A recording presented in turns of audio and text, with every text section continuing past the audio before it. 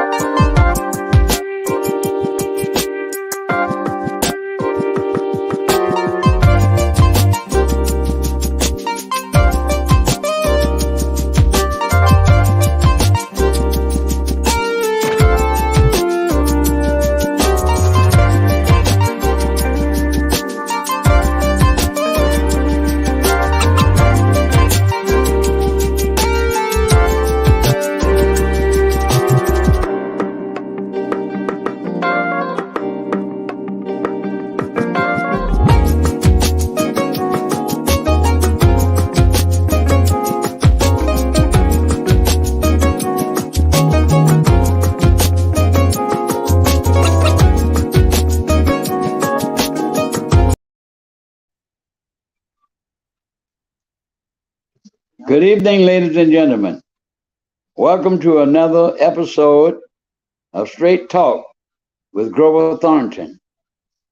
The mission of this show is to educate, inspire, and to inform you how government works, national, state, and local, and the impact it has on all of our lives. Tonight, I will be talking first about the Brown versus Board of Education. Tuesday would be 68 years since the Supreme Court, May 17, 1954, ruled that segregation in the public schools in this nation is unconstitutional. And of course, after that decision, the fireworks started. Let me refresh your mind for a moment. When I told you, I think it was the last show, about the Plessy case, in which Homer Plessy was a man that sat in a coach on a train reserved for whites. The only blacks in there were the ladies who were taking care of the children. He refused to move, and he was arrested. And a case was filed in the Supreme Court, and the court unjustly delivered a decision, separate but equal. And it was always separate, but never equal. Thurgood Marshall and the NAACP fought within the courts to integrate the colleges. We're not going to deal with the colleges tonight, but we're going to talk about for a few minutes what went on in this book here. Can you see this book?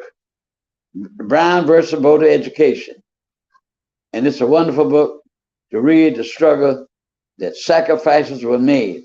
It started first in Camden County, South Carolina.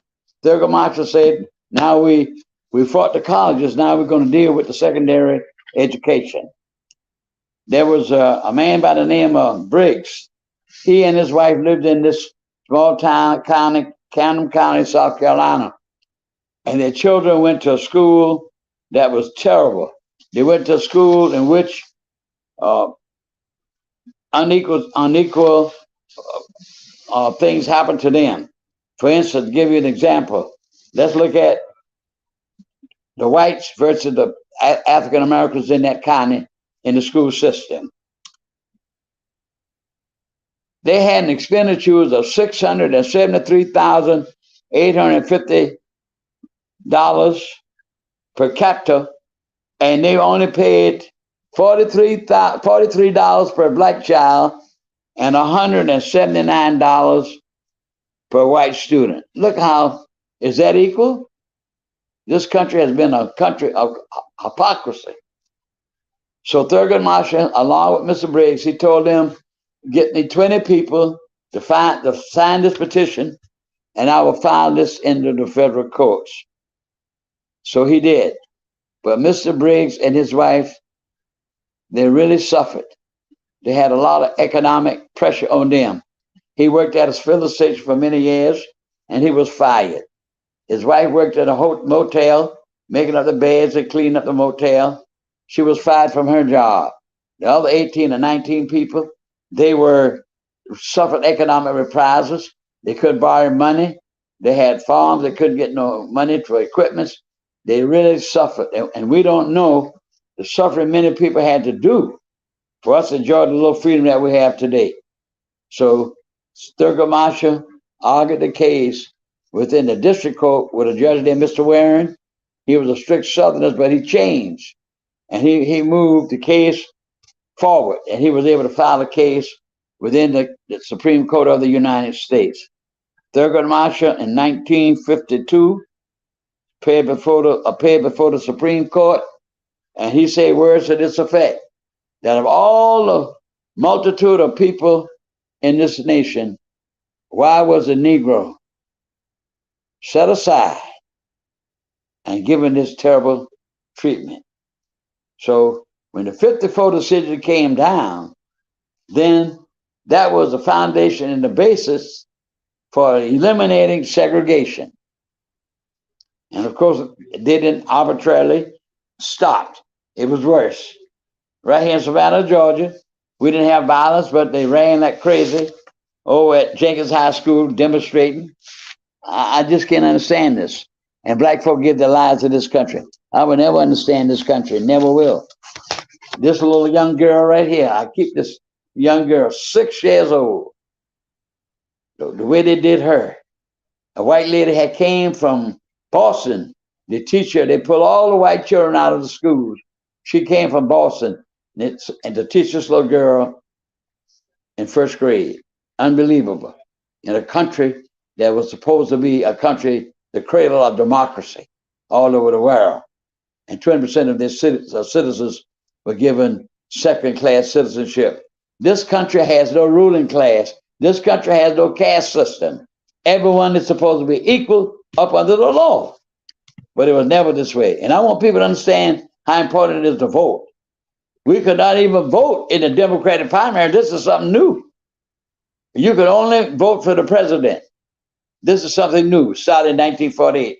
It was the Primus case, where a man and 2 men, one named Brewster and the other one named Primus. And Dr. Gilbert, who was the pastor of the NAACP for many years in Savannah, started the NAACP, went all over the state, raising money to fight this case, the Primus case. And in 1948, that's when we first were able to vote in the Democratic primary. Like we getting ready to vote on the 24th of May? No such thing until 1948. Terrible in America. Keep that in mind. Democracy. Keep that in mind.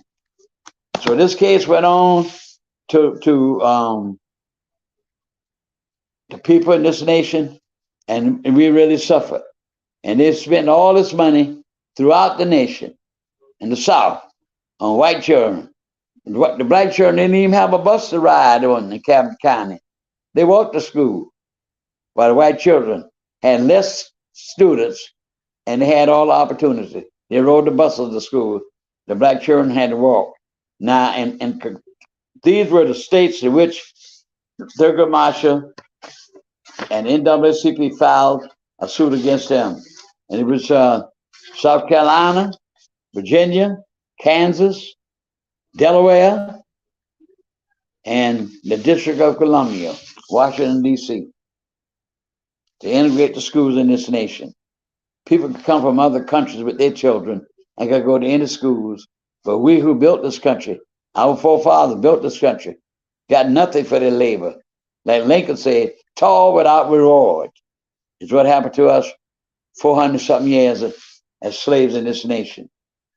Now, I want to say that from time to time, there were other things in this book that I will be bringing forward to let you know.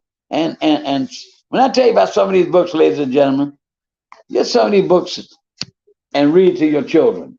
Read these books to learn what had happened. Evidently, this was 68 years since the Supreme Court decision in 1954. But the average person doesn't even know that.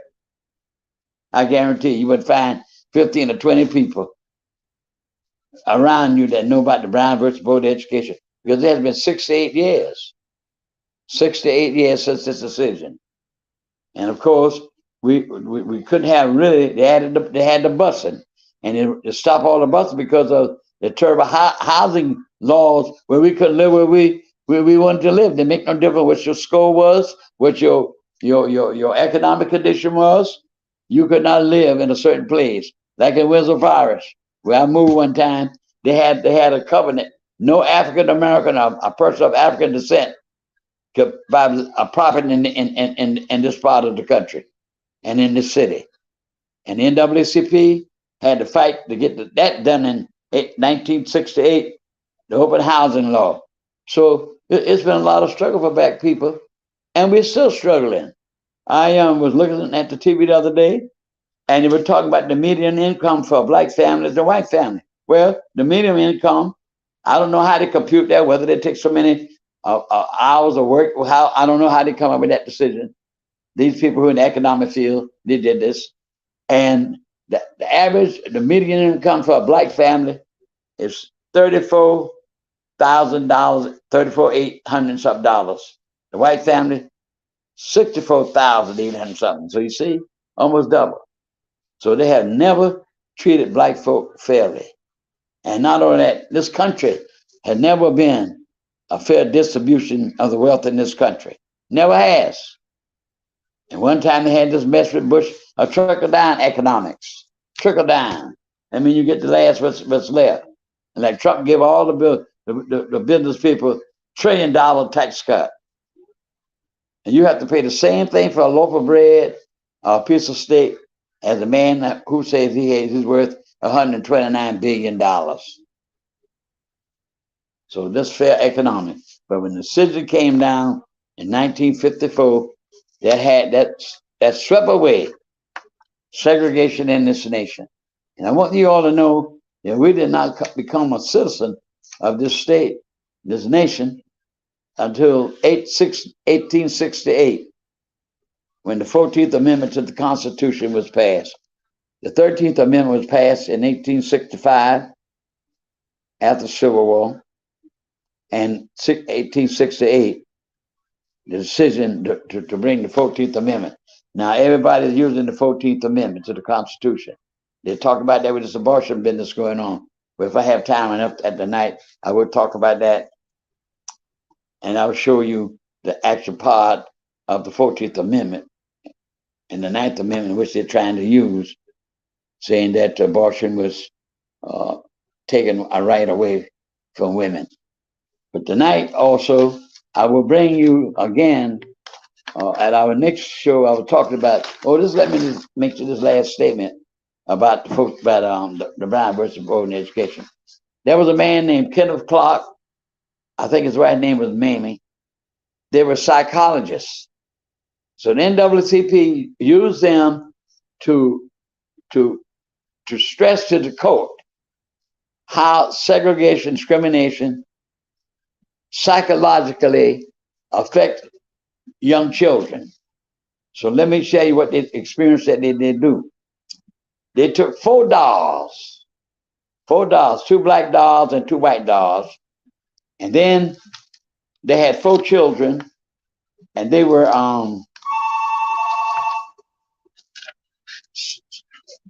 7 and 6 and 7 years old, and I think it was 4 years old. So they asked them several questions.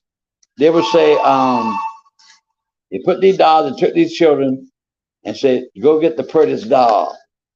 There were 4 dolls, 2 whites and 2 blacks. Go get the prettiest doll. They took these children and little girls and little boys, they went and grabbed the pretty doll. And they said, now go get the doll that you want to play with. And they went and got each time the white doll.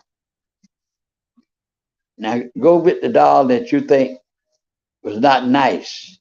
Purdy, whatever. Each time they went and chose the white dog. They were psychologists, and they stressed upon the quote that this was a psychological bearing on black children's mind.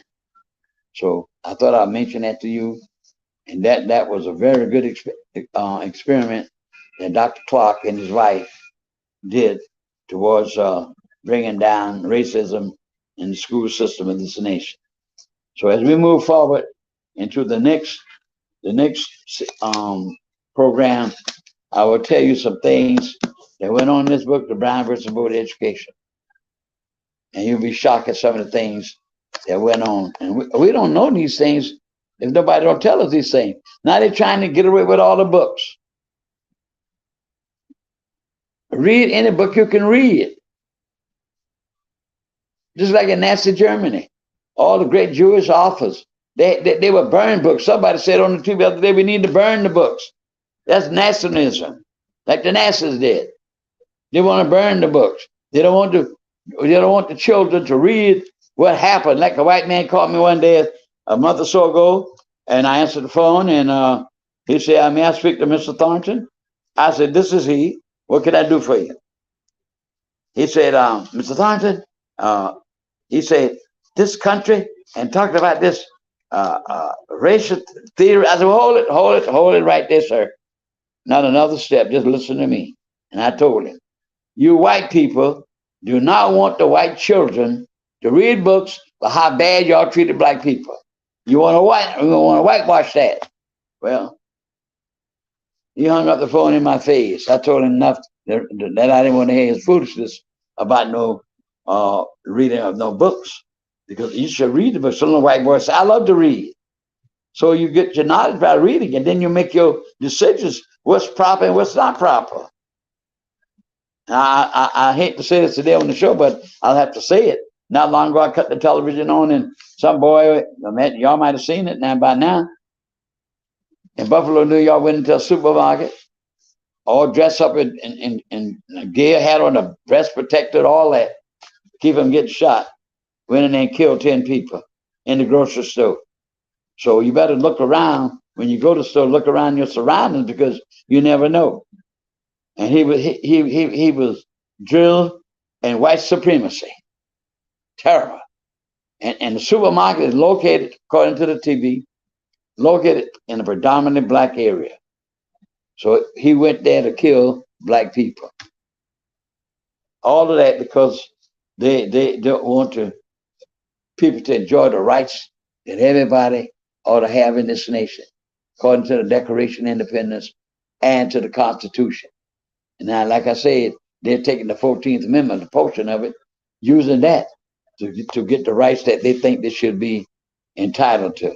And another thing, when you think about this, that of course, when you think about this situation I'm telling you about, you got to keep this in mind, that we got to stay alert at all times. Police brutality, all of this. Over 500 black men lynched. How can anybody fight to keep lynching? But they did it. They did it. Biden just signed a law, it's anti-lynching. And they lynched over 500 men in the South. Keep in mind now, this is supposed to be a country with the democracy. Like I read in the book, when they say, I can't sing, no, my country tells of the sweet land of liberty. How can I sing that? It does not apply to me. So I just had to say that today, talking about this 14th Amendment to the Constitution and about the Brown versus Board of Education. And I will, at the next time, you'll be surprised, I will talk about some of the things in this book. Now, as you all know, this is a year of election. The election will be held in this city May the 24th. And I have some guests this day, and I will say to my visiting audience who are not in this particular area in Savannah, Georgia, I want you to bear with us, because this election does not affect you, but certainly some of these same things that these people will be talking about is universal. So I appreciate you listening. And at this time, we're going to bring some of our candidates who are running for office. And the first one I want to talk to is Mrs. Attorney Joyce Griggs. Is she on link? Right there in front of you. Joyce Griggs, Miss Griggs. Let's see here. Is Ms. Briggs here? I don't see her picture here. Go to the next one. Is Paul Smith here? Is Mr. Paul Smith here? Reverend Paul Smith? Yes, sir. Good evening, Reverend. How are you this evening? Outstanding, good sir. How are you? Pretty good. Mr. Smith came to my home and sat in my office with me. He and I had a long talk on a lot of issues. And I was impressed with a lot of things he said.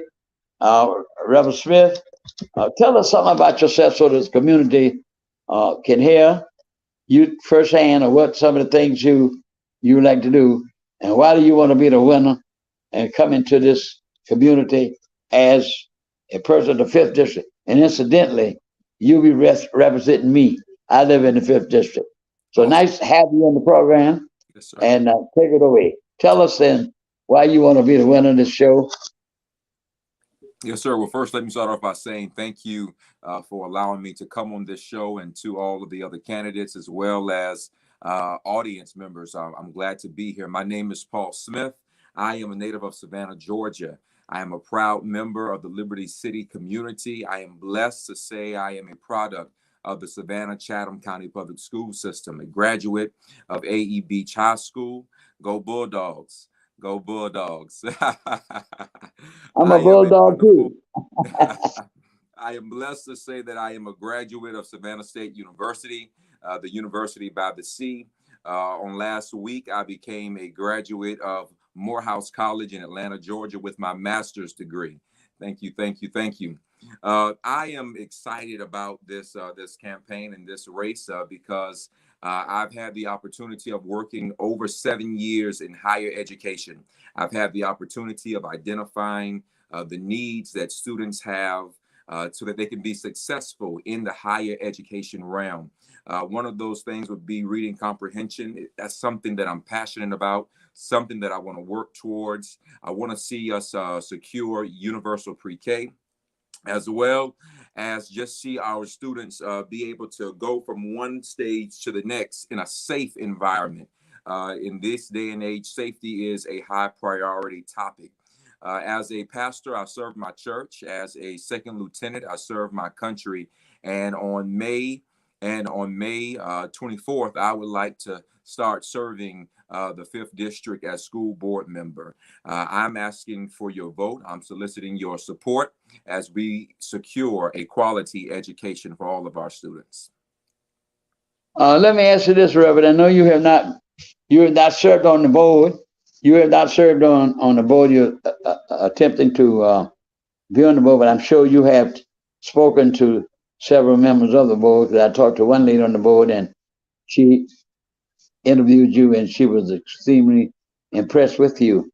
And I'd like to say you have been called as the pastor of Bethlehem Baptist Church. Yes, sir. I'm going to say about one of your predecessors, Reverend Scott Stale, was the first African American on the county commission.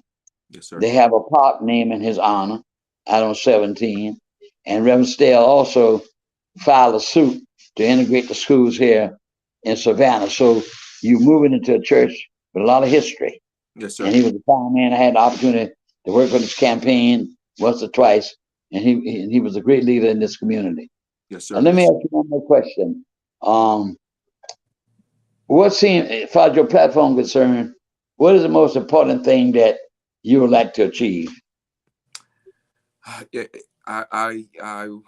hard to identify the most important thing because there's so many important things. As I've stated before, when we look at the safety issue of our community, in the past 2 weeks, there have been 3 shootings and killings, and 2 of them have taken place in the 5th District. Safety is vitally important. I am passionate about the education as far as reading comprehension for our students. I want to see us secure universal pre-K so that we can grab a hold to our students and start cultivating their minds and cultivating their thinking at an early age, so that they can be on the right level by third grade, and so that they could follow through each and every grade level thereafter. And I want to make sure I make reference to this. You brought up the predecessor of my church, Bethlehem, Miss Irene Hines, who has served for 17, 18 years in this wonderful seat for the 5th District. She is retiring and she is endorsing me. I would like to tell her thank you for a job well done, for putting the 5th District in a great space so that I could run the next mile with it. So those are the important things in my cabinet right now: universal pre-K, as well as safety and reading comprehension. And I know you have been asking things around, especially since you want to serve on the board. What do you think about our present superintendent? Our present superintendent is Dr. Ann Levette, and I believe that she is doing a great job. I believe that she's doing an awesome job, and I would like to support her in these efforts and continue to support her as she continues to work and do the best things for our community and our children. Thank you very much, Reverend, and I do hope you very much success as you run your campaign. Thank you, sir. The guest I want to bring to us today is Mr. David Brinkman. How you do, sir? Good evening. Thank you again for having me on the show tonight. Yeah, nice to talk to you. He was in my office. He and I had a long talk. I like his views. And now what's a little different than the other candidates, he's already on the Board of Education. He's already on the Board of Education. And as I move in this discussion with these candidates, I will make a summary when I finish interviewing all of them. And I must say something about Mr. David. Mr. David, welcome to the show. And I'm glad you and I sat in my office and talked a long time, and I was really impressed with your views.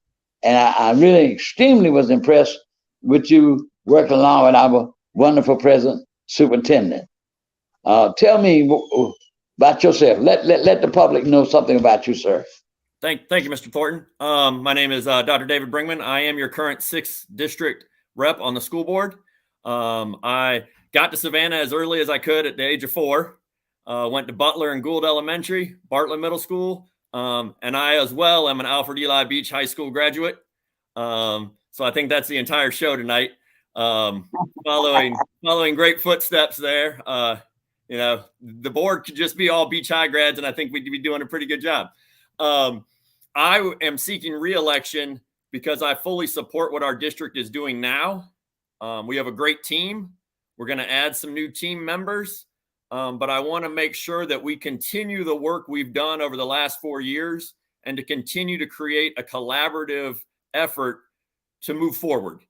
It was very poignant that you talked about the struggles for equality that African Americans have had to go through in our country.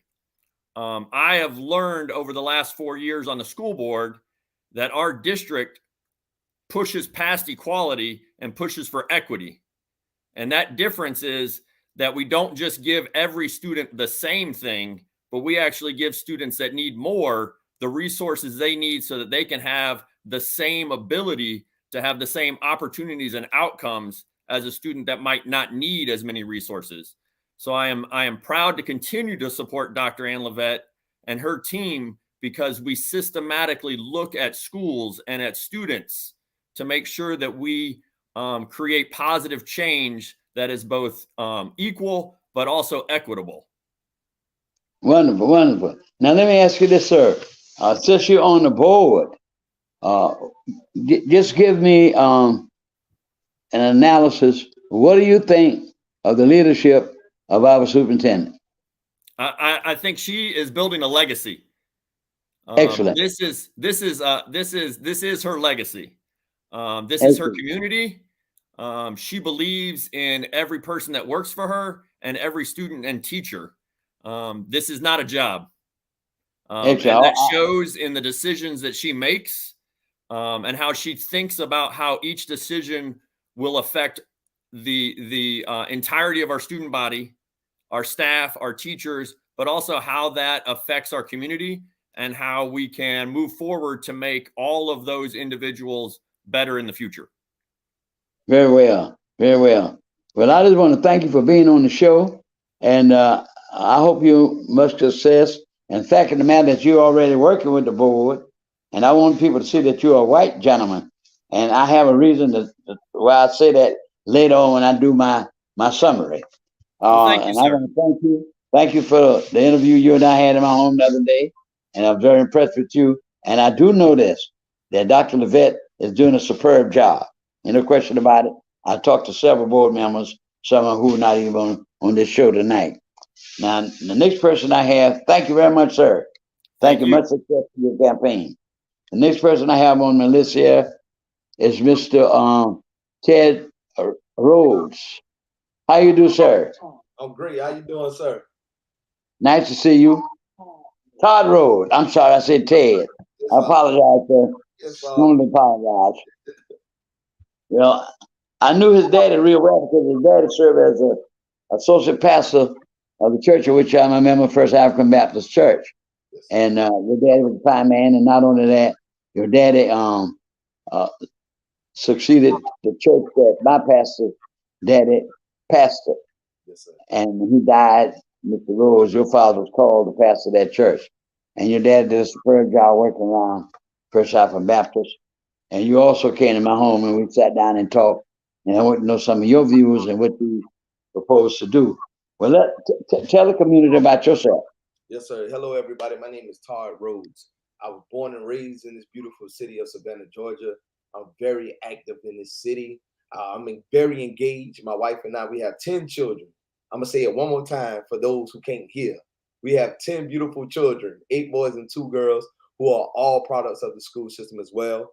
And so far, we had three. My oldest daughter, she graduates from Jenkins High School. So my kids are at Jenkins and Hess K through 8. I love this community. I'm very engaged. I'm also a coach. I'm a youth minister.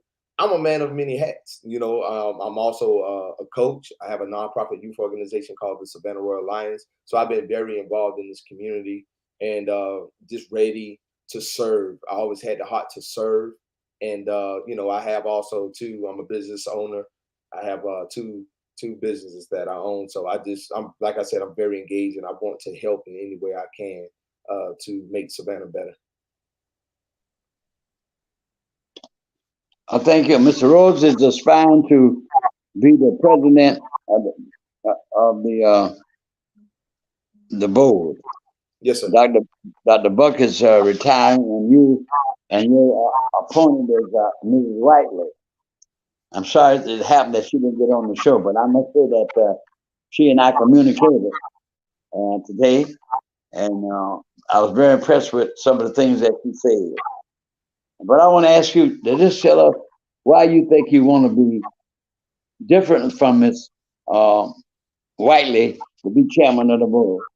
Well, first and foremost, you know, my actions speak louder than my words. I've been very involved in this community for a long time. My dad, Todd Rhodes, which is Copper Claus, everybody know him as. You know, I grew up serving. I grew up issuing toys to the people in the communities, and it's something that I still continue to do to this day. I got it from my dad, and so I do. You know, we do back to school giveaways. We do all type of things, trash pickups in the communities, and all type of things. So by me being engaged already in the community, and you know, going to the trenches, being in the places nobody wants to go. Also, too, going to spending time at building bridges, you know, for those kids who are struggling and having trouble.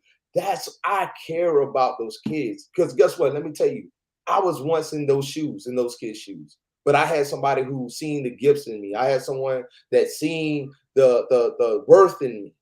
And they didn't give up on me. They just loved on me more. They took up time with me. And so guess what? We are now living in a time now where young people are in every direction. This world, the music, everything is just making them, you know, choose different routes. But what we have to do, we have to love on them and we have to tell them who they are. And we have to do that.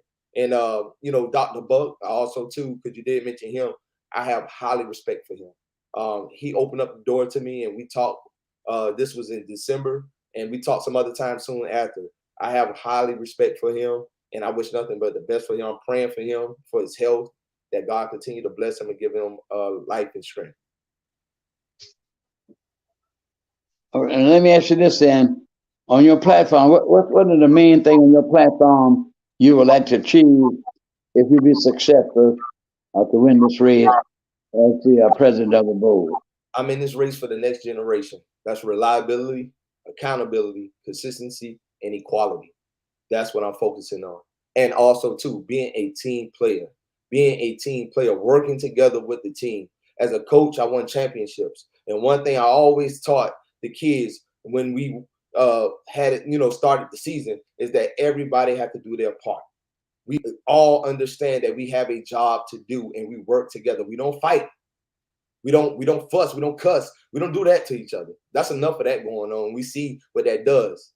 Division, it causes division. And we know that a house divided against itself will not stand. So knowing that, let's work together. Knowing that I got to pick my brother up. If he's down, I lift my sister up. If working together, teamwork makes the dream work. So we have to work together as a team. And if you don't understand teamwork, then why are you doing what you're doing? Well, it was very nice to hear you saying the same thing that our Minister Paul said, teamwork. And I will say, as I talked with you, you were telling about your involvement with all these young people. That was very impressive to me, because we young people are the future generation of this nation, the city, and we need more people. So I would like to say to all of you all that I hope you much luck and success in your campaign. And if you are successful, then I expect for you to do what you said you're gonna do. Don't do like Kavanaugh did before the hearing for the Supreme Court, and Ms. Barrett. Both of them lied. I'm looking right on that TV, and Ms. Barrett said these words in this effect: if anybody thinks that if I get on Supreme Court, I'm going to be here to overturn Roe, then they're highly mistaken. What did she do? Exactly the opposite. Kavanaugh, here's his words in this effect, that that has been affirmed twice, and as far as I'm concerned, it's settled law. What did he do? The opposite. So don't say you're going to say one thing and do something else, either one of y'all, because I'll call you out. I definitely will call you out. Believe me when I say that. And I want to thank all of you for being here tonight on the show.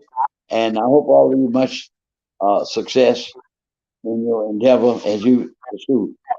And like I said before, I had a long talk with Miss Whiteley, and her views were very good. Very good. But let me tell y'all one thing in education. When these schools, I really hate it when Governor Deal wanted to put a master over the schools that were not up to par. If there's a problem, you need to find a solution to the problem. I remember a statement from Einstein. Einstein with that great that theory on lifetime. He said these words: "There is a solution to every problem if you work at it and find the answer." He just didn't arbitrarily discover that theory. He worked, and every time that theory gets tested, they cannot defeat what he said. So I'm just saying to you all, and like the school, the man want to put it on somebody. If there's a problem in school, we need to work at it. And one of the problems I know with African American children, like I believe I told one of you all, I can't remember exactly, but I think it was Miss Whiteley. That's who I spoke to about it. Dr. Etheridge, who was the superintendent some years ago, he came up with a solution like this to help these children who were not achieving the best. One of the problems that we have, ladies and gentlemen, let's call it a spade and be exact. One of the problems that we have when the children go home, the parents cannot help them, unfortunately. Let's say if a child having a problem with fractions, they go on to mom, don't know about no fractions. How can she sit there and help the child? But Dr. Etheridge had a program like this some years ago when he was superintendent. I don't know exactly how it worked, but I can tell you what it did do. And like I told Ms. Whiteley today, he had a program set in motion. If a child went home with a fraction problem and trying to work at the homework, can't do it, that parent would call that full number and would talk to a person dealing with that problem. Had a person in each one of these areas to help the children. So I thought I'd throw that out to you, you people in education. I told Mrs. Whiteley that today. And it must have some good effect. When these children go home, don't have nobody to help them, then what? Then you come back to the school, and then they want to put the school down. They want to put the school down like WGL wanted to do. You don't do that. You find a solution, with the resources, and work with the children and do something about their problem when the children go home. And I tell the parents all the time on this show, like I be talking about history, talk to the parents, read article. Grandparents, instill into your children, your grandchildren, to read. Parents, take your children to the library sometime. And I hope a lot of African American parents start doing that. But when I go to the library, I look over the children's section, I see white parents over there with their children. Take these children to the library. They can learn how to read. So, as far as education is concerned, I've always been an educator. I was a PTA president. My wife was a PTA president. My late brother and my late wife were both PTA presidents. But I had to deal when I was the president of Moses Jackson. We had cold water coolers. There were no air conditioning during that time. Our PTA got cold water coolers, and our schools were the only school in Chatham County that our students could drink cold water. But we've come a long way. But I think that is one of the solutions to our problems. I know we got a great superintendent. I don't care what nobody say. And we need a good board, like we have a good board, and we need to keep working on that. Thank Mr. Dave for being on the board. And he can express exactly what's going on. So thank you all very much for being on the show. Now I must turn to the opposition. You know, there are two ways you can do things, but right and wrong. And I'm going to speak on the wrong right now. Now, I want you to look at me and listen to me real well as I make this statement. Did y'all see this right here? Now, that's him. He good enough right there. Can y'all see him? Roger Moss. Can y'all see this? Well, you know, I don't have my big screen because I didn't have my phones. But I want them to see. Y'all can see it. Roger Moss. He's running to be president. He's running to be president of the school board. A man that, in my view, listen, let me say this. Y'all remember song by Marvin Gaye. I heard it through the grapevine. You heard that song? I mean, I've never heard it. I heard it through the grapevine. So I heard through the grapevine about this man. This man's main objective, if he wins that school board, is to get rid of our superintendent, Dr. Ann Levette, who's doing a superb job. We got to vote. Vote matters. We cannot allow that to happen. This Uncle Tom Negro is a Republican. He's backed by rich people. You tell me he got over $100,000 in his coffers, but his main objective is say that if he got that board, he gonna get rid of Dr. Levette, a woman who's doing a superb job in the system. And then this white man, I told you I had him in for a reason. He's being challenged by a no good Republican Negro boy, man. I'm sorry to say, boy, he's a man.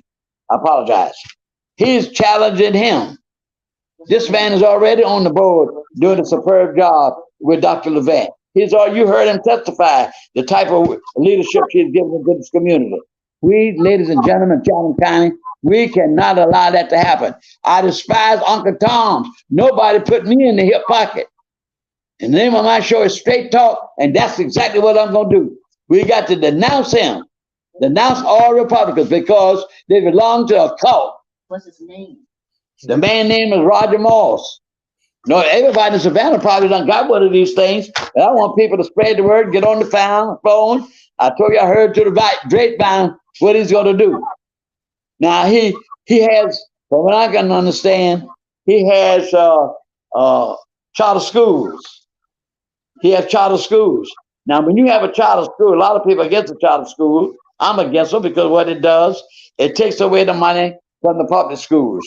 But when it comes to selection of students through the grapevine, he picks only those students that able to achieve highly. We don't need nobody like that. All children are the same. We work to bring those down up. We can't allow this man to take this position. We must stop him. We must. Dr. LeVan is doing a great job. Why would he want to bring her down? And I told y'all last month that the Republican Party is a cult being operated by a cult, delusional man, Donald Trump, delusional. Behind the word, just like Adolf Hitler. That's the way they deal with him. Delusional. He wants to be in power, so he wants to overturn the government. And why, like the man said the other day on the television, why are these people still walking around when they try to overturn the government? They ought to be in jail, including Trump. That's where they need to be. So let us vote. Let us not let this happen to Dr. LeVan. But that's what he wants to do. He has no interest in trying to do anything constructive. He is destructive.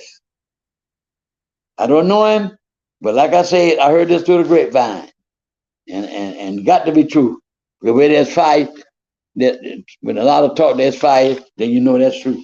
Because I heard nothing but bad things about him and what he intends to do and want to do with the school system. The lady doing a superb job. Dr. Lockerman was my friend. And he used to go to church with me. Now, if it's about the money, they didn't say that when he was making all that much money. Why? Because she's a black woman making the money. If she does the job, that's all that matters. And she is doing the job. Highly qualified. Leadership. And we can't let him, this Uncle Tom man, destroy this good lady and mess up the school system. I don't care which one of y'all win, but we must move forward with this lady. They're doing a superb job. And reject him. I just want to say I had to say these things to you all because that was on my mind. And I speak my mind. I do. And I like to work for my young, everything we do is for the unborn black children that has not even been born. They will be the beneficiaries of all our struggle, all our efforts. Those children that have not been born. And how can you sell our children that have not born is beyond me. That Clarence Thomas on the Supreme Court, never one time, I followed his record, never one time has he voted to enhance and uplift black people. Voted against redistricting. He went to Yale on affirmative action. Then he voted against affirmative action at Michigan University School of Law. That's him. He was a recipient of affirmative action. Like Thurgood Marshall said, a black snake would bite you just as a white snake would do. So that's me, ladies and gentlemen. I'm me. I just like to tell the truth about things. And we have to work, make things better for our children. And we got a good leader in our superintendent. And let's not fail her. Let's reject him. So I want to thank all our guests tonight. I want to thank all of our guests for listening to me on the show. And if you have any questions, Ms. Gunn, who assists me, would you give the number that they can call? 912. You can call this number here to make any kind of response to the show. I take constructive criticism. I'm going to be truthful. You may not agree with me, but I'm going to tell it like it is. And the number is 912-413-0999.